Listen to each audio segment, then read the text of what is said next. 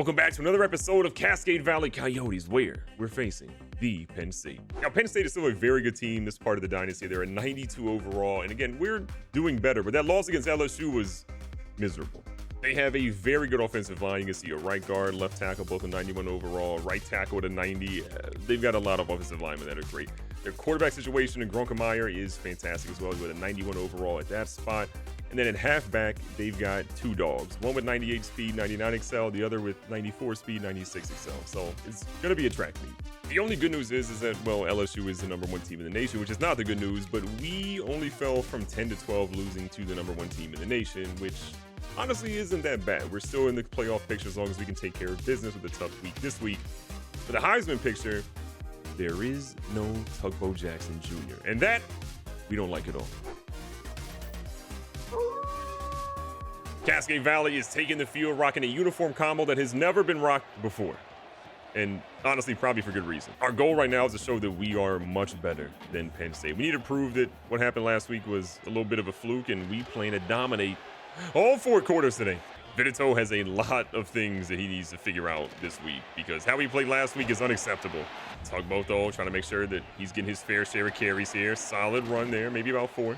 But the big issue we had is only 59 yards for that man last week. It's just unacceptable. But at the same time, we really couldn't get the run game going the way we needed to anyways. Vidito back out here. Just threw his first interception of the game. He's about to get benched.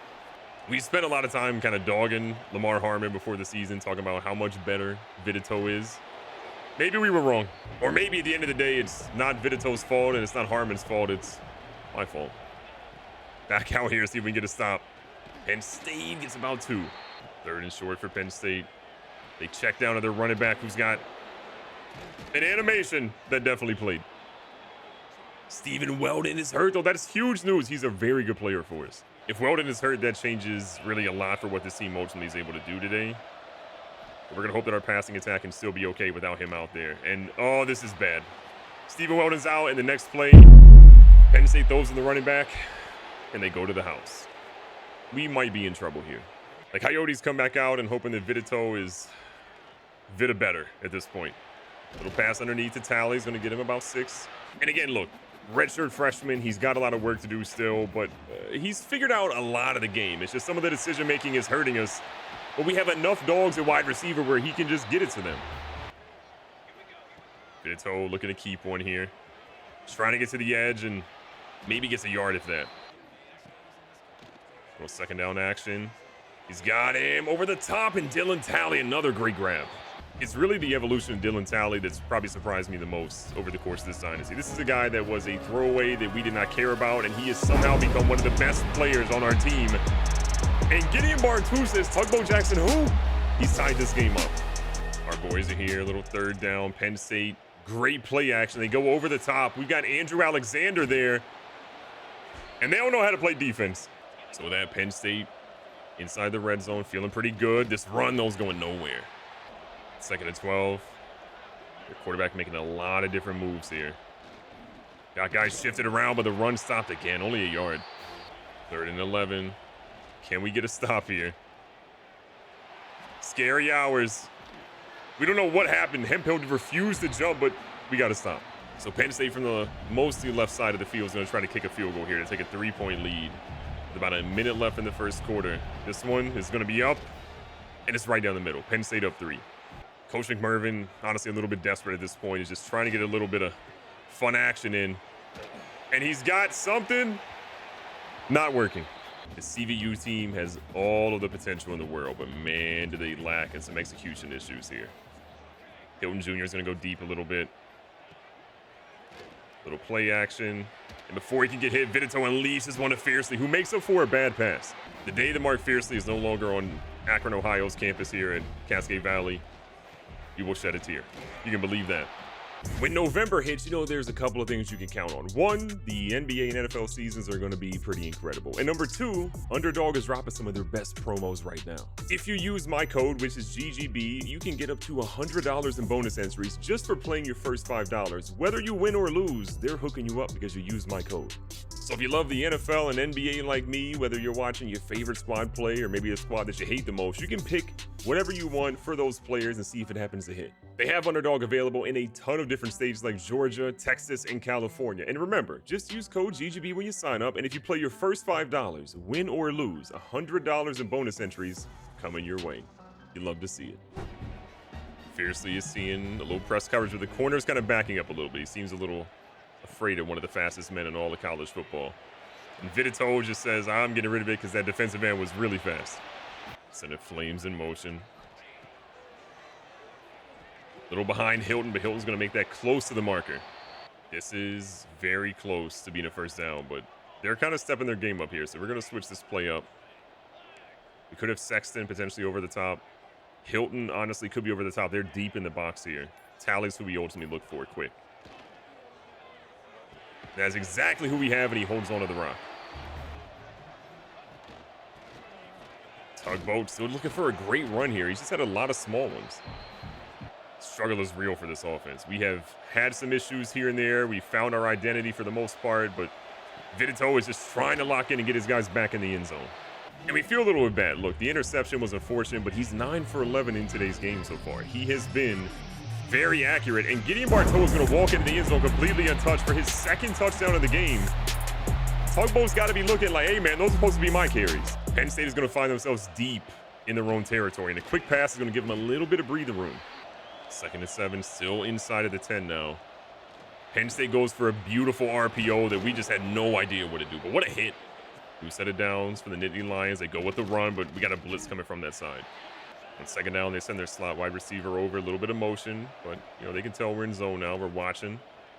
They go over the top, and that man with a huge gain as Morris Hope brings him down. You can really tell that this game plan they've dialed up is an elite one. We're struggling with it across the board. It's like a halfback screen. Multiple guys on our side just unsure of where to go. Pistol action for Penn State coming in here. We're staying in kind of a cover 2, Tampa 2 underneath. And it doesn't matter as our guys just looked just lost today. RPO underneath. We got 2 guys there, though. Trying to get our guys to play the sticks here. Looking like Penn State opted for the pass. They go for a run, and they've got another first down. This team has really struggled to stop them on the run, in the air. It doesn't matter. They're all over it. Can our defense hold strong here? Our guys are supposed to be playing sticks, and instead our safety's in the back of the end zone. We're crying. Our defense has been such a strong suit, but between last week and this week, they are letting us down. Minute 49, plenty of time to go out here and make some points happen. That's not how you do it, though. On 2nd down, Vidito trying to lock in here. A beautiful pass, though, to Hilton, who's got it. Our guys flying in the line. We're trying to catch him off guard a smidge here. Halfback screen, first one of the day. It's looking pretty solid as Tugboat's got the first. Minute 23, we have so much time left in this game. Vidito trying to turn up a little bit here. He is a fast QB. People forget about that, and he's got the first and more. At this point, we can kind of settle in some. We don't have to go as crazy down the field. Exploiting the hurry up doesn't need to be the case here. This one out of bounds, though, is going to stop the clock. Tugboat just itching for an opportunity to prove himself, and look at that, a great run to about the 11. That run is going to force Penn State to use their first time out of the afternoon here in the first half. We go right back to Tugboat, or excuse me, back to Gideon Bartow, who's got a couple. 23 seconds, we want to score, but not with a ton of time left. Across the middle, Tugboat this time is finally in the end zone. After Bartow scored the first 2, Tugboat through the air says, it's time for me to dance. We pick up here in the second half with a 3rd down to 7 yards to go. Still hold on to that little 4-point lead, but we're going to need more than that if we want to keep this drive moving. Nice pass. Sexton, though, is about 2 yards short. Coach McMervin, though, is a risky guy, and he's going to opt to go for something here. Not exactly a short play, but he likes the chance with the RPO game. His team is so good at that, and Dylan Talley off to the races down inside the red zone. McMervin and the offense have done a great job of play calling to kind of make teams feel a little hesitant on when we're going to run the RPOs. They know we like to run them a lot, but they've really become one of our hidden weapons that teams are just scared of. And then when they think we're not going to run it, that's when we catch them off guard. Vidito off to the races again. Is going to try to stretch one, and he's down to the 2-yard line. Coming in this week after the LSU loss, Coach McMervin said, look, Vidito, you got to run more. And if you don't run more, we can't get defenses unsure of what's happening. And the moment he started to run, this offense has been unstoppable. The Nittany Lions are on fire, though, this drive. A couple of big plays have already got them past the midfield marker. It's up to CVU to try to get a little pressure on this QB who threw that into crazy territory. I mean, that is one of the most risky passes we've seen from this quarterback all day today. The fact that a CVU defender couldn't come up with that one is just insane. But what a one-handed grab by the running back, excuse me? One of the most insane grabs we've ever seen. A running back catching a bullet pass directly at his dome. What a hit, we'll take it. That's karma. Aiden West is gonna get that after, I believe, Cameron Rose lit up a man and said, you don't pay rent, get out of here. Cameron Rose was just a problem last week for both our team and the other team. He was making plays, but he's also giving up plays. But this week, that is a massive hit to let that offense know, don't come around here. And kudos to Aiden West for having his head on a swivel, because that is a situation where the ball pops free. If you get it, great things can happen. If you don't get it, we aren't as happy after that. But we'll look at this. A little jet touch pass goes deep, and Mark Fiercely's hurt. No, Mark. No, not Mark Fiercely. I know that Mark Fiercely hasn't been super involved in today's game plan, but he's been a decoy more than anything else, but he is one of the most important players for our team. Across the middle, Vidito with a nice strike to Sexton. We find out, though, he has a bruised knee. He will return soon, but for now, Hilton can stay in for him instead. Coach McMervin, though, immediately is going to empty out with Hilton, Sexton, Flames, Tally, and Bartu all out there. Take the easy one underneath. Tally drops that one, though. Tugboat about 8 for 28 so far in today's game. Does have the receiving touchdown, but this man is desperately needing a big run to break free. We are in a good spot for Chip Nix. Mark Fiercely in the game, and that left knee is banged up. See if that ends up being okay for him here. So we got both guys going in streaks on the outside. Tugboat, we had him. We just couldn't get rid of the throw. So with an 11-point lead, Chip Nix is going to try to make it a little bit more. Potentially going up 14. Penn State nearly blocked it, and that one is going to barely get in. Chip Nix. You know, he loves to kick the football. That's what he says. That's his voice, not ours. Penn State's had a little bit of trouble. We find ourselves in the fourth quarter with the ball back. And we know a score here to put this away. Fiercely, though, they're pressing this man a lot, and if they do that, they like our chances there. Mark Fiercely. We wanted it to him. Flames could have caught it, but he didn't get there. And now we've got a chance for a 52-yarder, maybe the longest field goal ever by Chip Nix. I think he's hit a 51 before. The wind is there. The boot might have been there, but he's wide right like he's a Buffalo Bill. So Penn State now with an opportunity, 9 minutes and some change. They can try to get this back to a one-score lead. On second down, they're going to send another man in motion. Oh, a jet touch pass. They faked one earlier. This time, though, number 8 is off to the races. Trips to the left here for Penn State. And they find a man wide open. We have nobody there, but a hit by Cameron Rose makes them think about it. On first down, we send the blitz. No one really getting to him, and he throws a strike. Vitaly Seiko's hurt now. I mean, that's our leader on defense. We can't have him go down. Seiko's hurt. Terrell's going to be in the game right now. This is a scary situation for our boys. And Penn State has cut it to a one-score lead with a lot of time left in this game. Not exactly where we want to be right now. Penn State's cut it to a one-score game. And we are in a dogfight right now. But Eugene Hilton Jr. does not care about Penn State. What a grab. Way to hold on to that. 4 catches, 71 yards for Eugene Hilton Jr. And now we've got a chance to get down the field and maybe put some more points on the board. The Tugboat's running like a pinball machine. Even with that play, they say Tugboat only got 3 yards. We want to see the spot on that one again. That doesn't feel exactly right. Hilton going out to the edge. We don't like what we're seeing. That defensive end is so fast. Our boys got a chance here. And they get all over that. Coach McMervin is a bit of a risk taker. He doesn't want to punt this one. He wants to kind of see if he can make something happen here. So he's going to line his guys up on 4th and 9 and try to get a play. And he goes right to Mark fiercely. Injured or not, hauls it in. That is one of those plays that if you don't get it, you're going to be ridiculed for a long time. But Coach McMervin trusts his guys, and it paid off on that play. Tugboat just can't get through the guys there. 13 carries, 38 yards for Tugboat is less than ideal.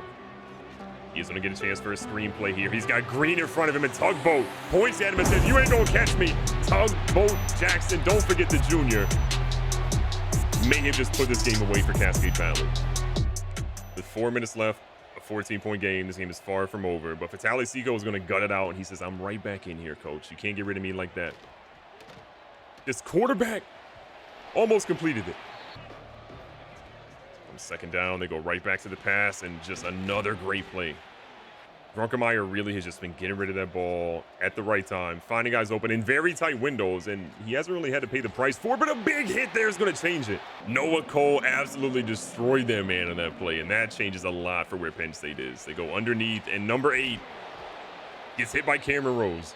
3rd down, 3 yards to go. This is obviously 4-down territory for Nittany Lions here. If you can hold on to a ball after getting hit that hard by Cameron Rose, you deserve the touchdown. Oh my God, they're still in it. So after an improbable catch for a touchdown, you got 3 minutes and some change to try to change the course of this game right now, and Tugboat's just praying for somebody to block for him. Penn State does end up using their first timeout. We get a penalty, maybe our first penalty of the game. And Flames is going to get a decent chunk here, but this is actually going to be on Penn State, which might actually help us here. Let's see what the call is ultimately. I mean, let's see what we're working with here. 2nd and 7? Yeah, we'll take that. It's the 4th penalty of the game for Penn State. That's music to our ears. Tugboat just looking for a chance to run one between the tackles, and finally some blocking that he's able to work with. Penn State's going to opt to use their 2nd timeout of the game. 1 remaining with 2:50 left. Remember, the 2-minute warning is going to give them one as well. And can the O-line block? No. We want to obviously keep running, but I mean, they are obviously sniffing that out. So we're going to the tight end, and Flames has another first. So we'll have one more play here. We're about a second away from having to not run a play, but this play will take us right to the 2-minute warning, which is music to our ears. And then someone gets hurt, which calls the timeout. We hate everything. So the injury timeout from a player on our team means the clock stops, and now Penn State's actually in a really good spot. The quick halfback screen. Tugboat has got the first down. This man's been so good in the receiving game. And Bober, who apparently is hurt, we're going to put in Jordan Osbon for him. But the good news is, with that timeout being used by Penn State earlier and no timeouts officially for them, we can... No, that doesn't work apparently. Never mind. So we thought that was going to end the game, but apparently it didn't. So here we are, doing that instead. We're getting the play clock down as low as we can here. Tugboat run through him. He can't. It's going to be so close. An extremely close game, but Cascade Valley is going to walk out of here with a W. Look, Penn State had a great 4th quarter, but that 3rd quarter is really what hurt emotionally. And Coach McMervin knows his star didn't have the game he was supposed to, with only 55 rushing yards, but 3 touchdowns total today. And what he did in the air, Tugboat should be the Heisman candidate for a reason. Up next, though, for Cascade Valley is going to be Indiana. Look, they're undefeated right now, so we don't want to overlook them or anything, but we're pretty similar in terms of our overall rating. We are the number 10 team in the nation now, which, again, feels good to be back. But even more important to be the number 10 team in the nation is the fact that our guy, Tugboat Jackson Jr., don't forget the junior, is here, back on the Heisman list. Number 3, he's jumped up for being off the boards. And number 3, 55 rushing yards, a touchdown, 58 receiving yards, 2 touchdowns. Not exactly the greatest, but I think they kind of see the clutch performances that he's had, and they say, you know what? He deserves to be back up there. This is a team that has had their troubles at home and on the road, and today we're playing in Indiana, an undefeated team. We need everybody to be locked in. Vidito is one of those guys that he's going to help us figure out where we're going this season. Is it high? Is it low? Is it everybody's crying? We don't know yet. We need him to be good. And I would say equally as important is the offensive line just kind of locking in, because what we've seen from them hasn't exactly given us warm, fuzzy feelings either, but that was a close one. Coming in here as the number 10 team in the nation, we have a big target on our back, and Indiana knows if they can win today, that's going to get them ranked as well, because they're unranked undefeated. We are starting to see our guys figure out where these routes are, where we can find everything, who can beat who on which routes, and maybe we'll figure out the offensive line. Like the fact that we haven't seen a 150-plus, 200-yard game from Tugboat recently, sad boy hours, but we'll take that. On 3rd and 1, they're sending it, but we see Fox wide open. He does not get a lot of volume of catches, but he doesn't need to stretch for the first down there. A lot of opportunity here for the boys. Vidito, I mean, him and Fiercely have had a great connection so far today. Our biggest issue, though, for Iosefa Vidito was just making the smart reads, making the right throws, and hitting his targets. He is a redshirt freshman. We will remind ourselves that every single episode. But we see the vision. We need the execution to also be there. But Tugboat, man, he's really carved out a niche in the receiving game recently. Back to the run here. Tugboat, plenty of room. And he says, I'm going to run. Tugboat fumbles. You do not see Tugboat fumble really at all in his career. Maybe less than 3 ever if he's even really fumbled. But that one was a costly one. Gotta be honest, we're going to challenge this one. I don't think he actually did not fumble. I'm pretty sure he got lit up. But I'm just so shocked that Tugboat Jackson Jr. fumbled. Oh my God, he fumbled. At the 1-yard line. Hey, he covered up the ball too. Of all the shocking things we've seen this season, and even last season, that might be the most shocking. Tugboat fumbling? Say it ain't so. It's just equally weird because he's definitely, been worried about not getting the minutes, not getting the playing time, even though he is the de facto starter. There are rumors that he's looking at transferring in the offseason, and if Tugboat transfers, I don't know what we're going to do. Because at the same time that Tugboat is looking to transfer, Gideon Bartu is also saying, I don't know if this conference has really got the prestige that I'm looking for either. So we could be in a situation where both of these guys leave. And while that's obviously looming in the back of our minds, we're trying to also make sure that we win this game against Indiana because they are putting it on us right now. They go to a halfback screen. We are not prepared for that. We can't even tackle a running back wearing 49. What are we doing? The Hoosiers are balling right now. They have absolutely taken a lot of those JMU players over the years, turned themselves into a fine program that we are struggling with this afternoon. They have the momentum, the big plays, but a great stop there on 2nd down. That's going to lead to a crucial 3rd and 4. They go with the read option. They pitch it. This goes backwards. We just got people falling left and right, and they get the first. What happened there? This team is just unsure as to what's going on. Their practice did not translate to good execution out here in the field today. But a big sack there, finally, by Brian Vogel helps us out.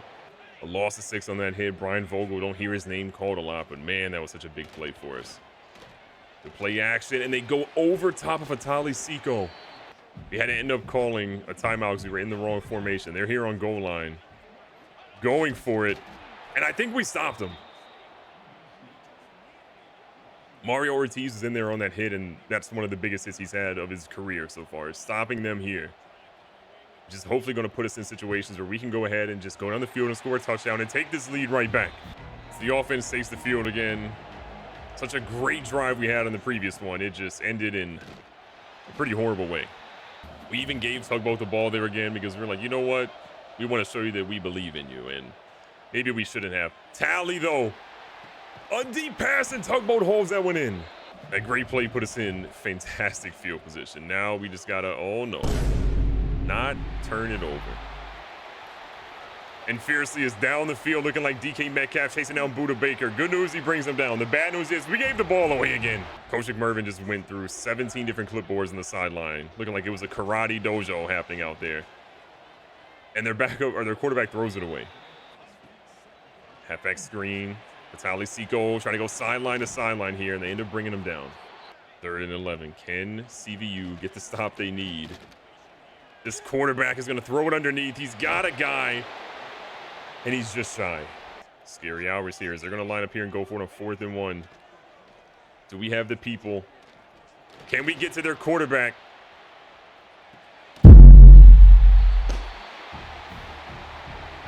Cannot compute. We're starting to see why this team was undefeated. And we're starting to see why maybe we're overrated. This has been just a travesty. Viditos says, hold on, I'm running for the first here. We are only down 10 despite turning it over in 2 crucial situations that we normally wouldn't turn it over. So I think we're fine. We just have to not turn it over again. 2nd and 4, Vidito waiting to see how we can turn it over again. This time, though, fiercely bails him out. Great play. Back out here. Little blitz. We get it to Tugboat, and he's got another first down. Tugboat has 58 receiving yards, which I believe is what he had in the previous game. This man has really shown that he's so good there. Back at it on 2nd down. Just really nowhere to run for him. Only 2. 3rd and 4. What do they got? He's got Fiercely, and he gets his feet in bounds. There's just kind of been a trend we've had over the years with Mark Fiercely. It's just look for that man on 3rd downs in the red zone, and we had an offensive lineman not blocking anyone. Fuck a game, bro. It's just a game. I wish it was a game that worked. We're back out, just praying for anything to work from the CPU. Vidito scrambling again. He's got plenty of room, and he slides before he fumbles. 3rd down and 2 yards to go. The slot receiver is wide open here in the RPO. Tally's going to have it to the 5. 1st and goal. We go right to the run. Okay, college football. Sometimes this game just doesn't want you to do anything. Players will be unblocked that were blocked. You just got to find a way to get it done. Alexander Flames, thank you for getting in the end zone. 2 minutes left here in the first half. Indiana is absolutely driving. And we somehow get a tackle to stop him after 2. Tight end moves in motion. Cameron Rose slides up a little bit here in the box. And a big sack, finally. Pause if needed. This defense has just not gotten to the QB nearly as much as they possibly could have today. And that was a major play to really set them up. And you've got to be kidding me. Stephen Weldon's here, but he's playing horrible. Indiana has all the time in the world now. All the time. Stuckey goes to the RPO. We're there. Andrew Alexander with a good tackle. Can we get enough pressure on this quarterback to stop him from carving us up? The answer is no. Our guys are going to sit 5 yards off of the receiver for no reason. 1st and goal, Indiana. All but guaranteed to score here. If not on this play, it'll be on one of the subsequent ones. 2nd and goal. They go to the flats. Noah Cole's going to make a nice stop. So Indiana let the clock run down to about 4 seconds. They're going to opt to kick a field goal here to take a 6-point lead going into halftime from the right hash. This one is up. Beautiful down the middle. And we're going to pray the second half is much better for us than the first half, because that was one of the worst experiences we've had in a long time. Indiana gets the ball to start the second half, and as you can imagine, they are unstoppable yet again. So we're out here just at mercy to the CPU. 2nd and 4. We're at mercy to the CPU. It's a 95 overall corner. 1st and goal. Goal line defense. Nothing. Game of the year. We find ourselves yet again at the mercy to the CPU.